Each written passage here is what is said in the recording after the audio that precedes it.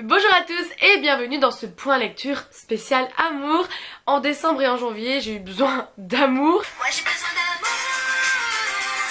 Des bisous, des câlins, j'en veux tous les jours. Du coup voilà, je me suis réfugiée vers des petites lectures young adulte, new adulte, avec plein d'amour. Et aussi vous l'avez remarqué, le format a changé. Tout simplement parce que c'est plus simple pour moi de faire ce genre de vidéo avec mon emploi du temps.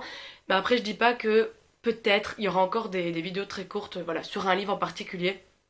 On verra bien. Je vais commencer avec Tous nos jours parfaits de Jennifer Niven que j'ai lu voilà en décembre.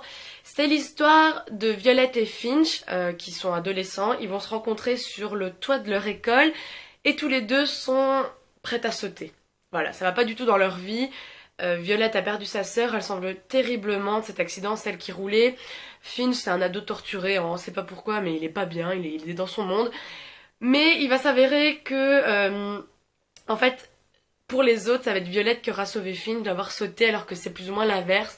C'est lui qui va lui redonner goût à la vie, et ils vont tomber amoureux, hein, d'office, une histoire d'amour. Alors c'est un truc qui va vous faire penser à Nos étoiles contraires, clairement, parce qu'en plus c'est écrit dessus, moi je me suis fait avoir, hein, il est bleu et écrit Nos étoiles contraires, j'ai eu envie de le lire. Le truc c'est que c'est exactement la même chose, sauf que cette fois-ci ça parle du suicide. Et moi je ne suis pas du tout empathique avec le suicide.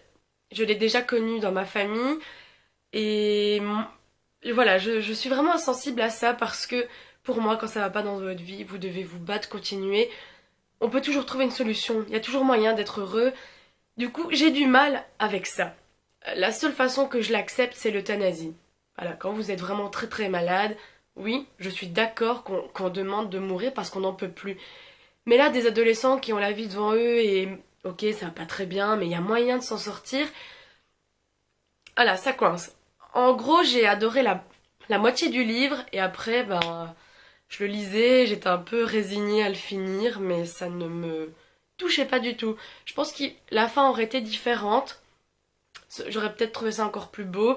Alors que vraiment, c'est vraiment mignon. Ils ont aussi leurs petits trucs comme dans Nos étoiles contraires, hein, avec Ok Ok, ou leur petite infinité d'amour. Voilà, dans le livre, il y a autre chose. C'est mignon, c'est beau, mais voilà, moi je bloque vraiment avec le suicide. Donc là, clairement, j'aimerais bien avoir vos avis si vous l'avez lu et me dire comment vous ressentez ça. Voilà, moi les ados torturés, qu'on sait vraiment pas trop pourquoi, enfin surtout Finch, parce que elle, ok, je suis d'accord, mais Finch, ça va pas très bien dans sa famille, mais franchement c'est pas une catastrophe. Voilà, je suis mitigée complètement sur ce livre, donc ben, j'attends vos avis en commentaire. Ensuite, Did Time Motion I Love You de Estelle Mascam. Je le pose tout de suite, il fait des reflets, c'est insupportable. Dans cette histoire, on va retrouver Eden, qui est une adolescente qui va partir chez son père à Los Angeles. Elle le déteste, mais elle va quand même aller. Et arrivée là, ben, elle va tomber amoureuse de son demi-frère, Tyler, qui est une petite ordure, hein, il drogue, il se boit. Il est insupportable, mais il a une petite copine qui lui fait du chantage. Bon, il y a plein de problèmes, voilà, c'est typiquement les adolescents américains qui sortent, ils boivent, ils ne peuvent pas.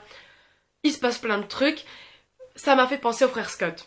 Vous voyez, ces acteurs qui ont 24 ans et qui doivent jouer des acteurs enfin, des personnages de 16 ans. Moi, ça m'a fait penser à ça, parce que c'était peut-être un peu trop. Ce qui m'a donné envie de continuer l'histoire, c'était vraiment d'en savoir plus sur les personnages, hein, Tyler, pourquoi il est torturé, qu'est-ce qu'il y a dans son passé pour qu'il soit comme ça. Elle aussi, Eden, parce que pourquoi elle est venue chez son père. Il y a un petit truc derrière, mais bon, après ça c'est pas vraiment exceptionnel. Bon, après, je suis pas plus emballée que ça de lire la suite.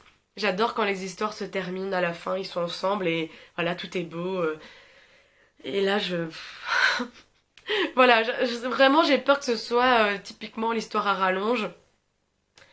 Alors on verra bien quand le tome 2 sortira, si j'ai envie de le lire ou pas.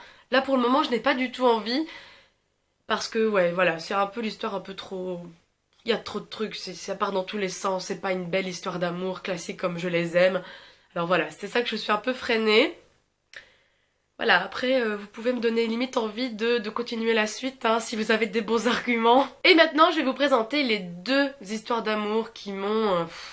emportée, enfin j'étais vraiment sous haleine de début à la fin.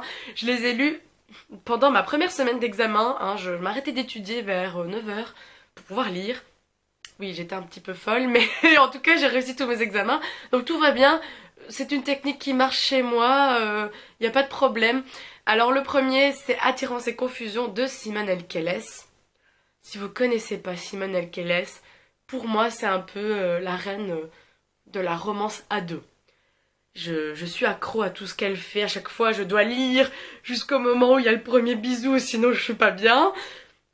Voilà, il y a toujours des rebondissements, ça marche à tous les coups. Et voilà, elle, à la fin, ils sont ensemble et l'histoire se termine.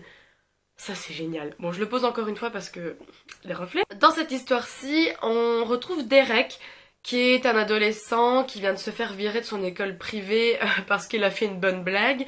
Il a lâché des cochons et on l'a viré.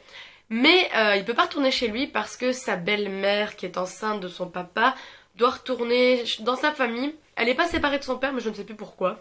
Soit. Et donc il est obligé de la suivre parce qu'il a plus de maison. Et là, bah, il va être attiré, il va tomber amoureux de la sœur de sa belle-mère qui a le même âge que lui. Ashtin, je sais pas trop comment on prononce ce prénom américain. Elle, c'est complètement le stéréotype de la fille qui ne sait pas qu'elle est belle parce qu'elle joue au football américain. Donc elle est avec une équipe de mecs, elle va se retrouver être capitaine de l'équipe, elle sort avec le quarterback au début, bien sûr. Et voilà, donc il va se passer un truc entre Derek et elle. Et j'ai trop kiffé parce que typiquement reprendre le cliché de deux personnages qui n'arrivent pas à s'avouer qu'ils s'aiment, mais qui se détestent à un point pas possible et qui n'arrivent pas à se dire je t'aime. Purée, je pense que c'est vraiment le truc que je préfère dans les histoires d'amour. À mon avis, ça date de ma période Dawson, hein, quand j'étais ado, entre Joe et Pacey qui n'arrivaient pas à se dire qu'ils s'aimaient. Ça m'a rendue folle et quand je retrouve ça dans un bouquin, à chaque fois ça me fait le même effet, je suis complètement folle. Et c'est des bouquins, mais vraiment que... Boum! J'enchaîne quasiment d'une traite. Allez, là que j'étais en examen, il m'a tenu 3 jours. 3 soirées, quoi. Vraiment, c'est... Voilà, j'étais limite fatiguée le matin parce que j'avais lu un peu trop tard. Je vous conseille vraiment Simone Elkeles si vous avez envie de lire une bonne histoire d'amour avec des adolescents. Même si, ok, au début c'est un peu cliché, mais c'est magnifique, ça vous emporte, oh là là. Et en plus, dans ces livres à elle, il y a toujours le point de vue du garçon et de la fille. Et moi, ça, c'est vraiment aussi encore un truc qui me prend. C'est un peu comme dans les Beautiful Bastards. C'est la même chose, on a le point de vue de l'homme et de la femme. Et c'est génial, enfin. À chaque fois, vous vous rendez compte que le mec tombe plus vite amoureux que la fille. Ben voilà, c'est tellement beau, enfin... Voilà, je suis petite adolescente complètement in love de cette histoire d'amour. Et je termine avec le livre dont j'étais le plus accro, en tout cas de toutes ces histoires d'amour que j'ai lues dernièrement. C'est Ce si joli trouble de Cora Carmax, que j'ai lu en e-book. Voilà, après avoir lu Attirance et confusion, j'étais vraiment comme ça, c'est un peu comme un drogué qui en manque, hein. Il me fallait encore une histoire d'amour et un truc dont j'allais être complètement accro. Et clairement, j'ai bien choisi. En tout cas, je suis bien tombée. Parce que là, on va suivre Bliss, qui a 22 ans et qui est encore vierge. Et sa meilleure amie débarque chez elle. Elle lui dit, allez, ce soir, c'est ton soir, on va te trouver un mec, tu peux plus rester comme ça, c'est pas possible. Et elles vont dans une boîte, et à un moment, bien sûr, elle va rencontrer quelqu'un. Elle va le ramener chez lui. Et là, je veux dire, au moment de le faire, elle va lui inventer une histoire, mais complètement absurde, débile, pour ne pas le faire. Donc voilà, elle le plante. Le lendemain, elle arrive en cours parce qu'elle fait des cours de théâtre. Son nouveau prof, c'est le mec qu'elle a viré la veille. Alors clairement au début ça commence, ok, c'est des clichés. Eh ben moi j'ai trouvé que ça marchait super bien. La fin est toute mignonne, vraiment toute choupie. Enfin, j'étais vraiment le cœur là qui faisait boum boum boum, les cœurs dans les yeux tellement que c'était beau. Les chapitres sont très courts, ça perd pas de temps. Voilà, moi j'aime bien quand les histoires... vont au but directement, ça va, voilà, ça passe pas par 30 000 chemins et c'est mignon, c'est vraiment beau. Et alors là, en fait c'est une trilogie, mais c'est sur des personnages différents, un peu comme Simone Elkeles fait aussi, elle a déjà fait avec Irrésistible, Alchimie, Confusion, Attraction. Du coup là vraiment j'ai très envie de lire les autres tomes parce que je sais que ça va être d'autres personnages, je sais qu'à la fin ils seront ensemble et que tout va bien. Voilà, moi c'est vraiment ces deux histoires-là, Attraction, Attirance et Confusion et Ce si joli trouble. Pouf, C'était trop bien, trop bien, trop bien. Enfin voilà, vous avez envie de vous plonger dans une belle histoire d'amour. Je vous conseille en tout cas ces deux derniers qui a été mais juste sublime.